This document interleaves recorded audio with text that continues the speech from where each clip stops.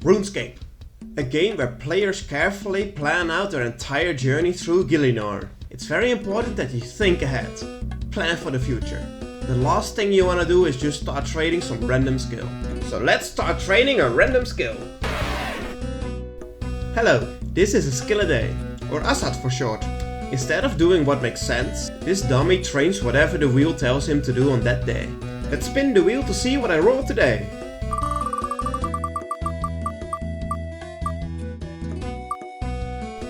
Yeah, mining! It's definitely one of the better ones. I can stockpile some useful resources for later. Also, this is a skill we can actually train effectively. And even better, we can kickstart our day with some quests.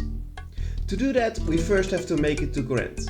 And to do that, we need to complete X marks the spot.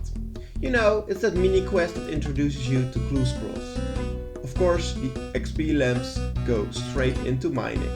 This gives us our first levels. The first quest we do here is Client of Corinth. For this one, we need to visit each of the 5 kingdoms briefly.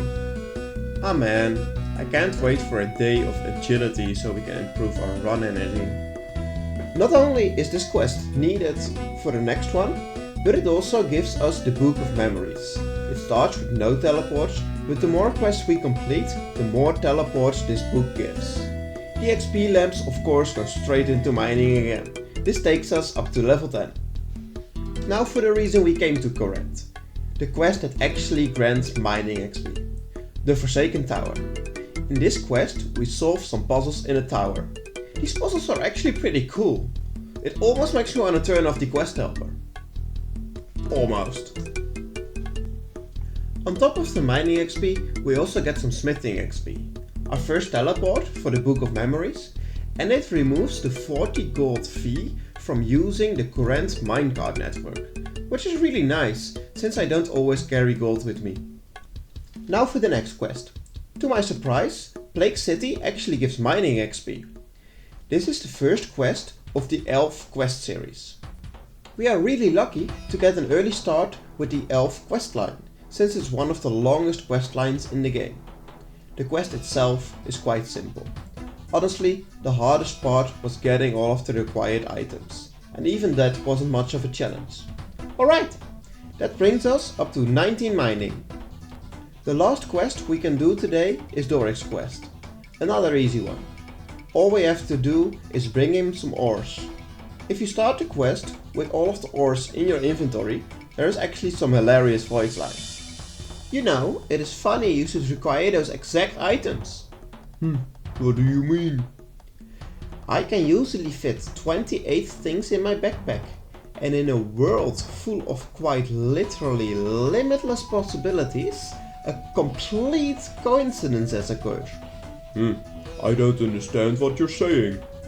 Well, out of pure coincidence, despite definitely not knowing what you were about to request, I just so happened to have carried those exact items. In fact, in the exact quantities too.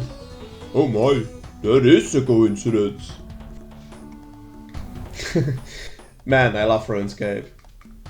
The final level after completing all the mining quests is level 21, enabling us to mine with a mithril pickaxe. I already bought all the pickaxes while I was in the Falador mine. Now let us find some AFK mining to do while I eat my lunch. Oh wow, what a pure coincidence! Despite definitely not using external tools, I just so happened to find a fallen star. In fact, with my exact mining level requirement too. Oh my, that is a coincidence. Now that there is no more quests to do, we should probably unlock that rune pickaxe that we bought. I chose this mining spot in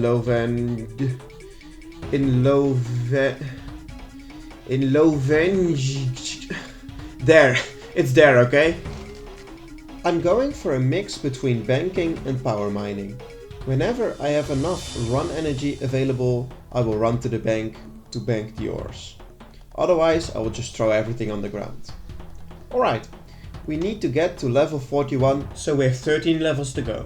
Drop the time lapse! Okay, let's go.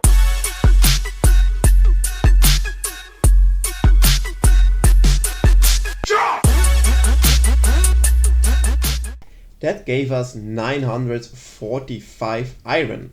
Not bad. Another thing I want to do today is gather as many rocks as we can.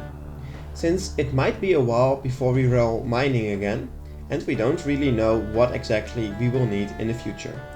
One full inventory of everything should be enough. Let's start in the Falador mine with some clay, tin, ow, and now for some coal. Hey, how did you get there? A scorpion is a 2x2 mob and these gaps are only one big. Yeah, how did you get there? There is no spawn location here, right? If anyone has a guess, please let me know, because this is just impossible. Alright, we have the coal.